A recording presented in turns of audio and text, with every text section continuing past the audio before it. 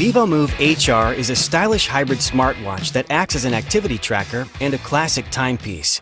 In this video, we're going to show you how glance mode works and how the watch face changes when you interact with the discrete display. vívomove HR looks like a classic watch with precision watch hands. When you quickly tilt your wrist to glance at the watch, the discrete display will appear and show the date and your current step count. After a few seconds of inactivity, the display fades and you return to the classic watch face. You can also double tap the screen to show the display. While the display is active, swipe the screen from left to right to unlock the touch screen. The watch hands will dynamically move out of the way so you can swipe through your steps, floors climbed, heart rate, and more. After a few seconds of inactivity, the display will disappear. The watch hands will move to the correct time, and your vívomove HR will return to classic watch mode. Thanks for watching.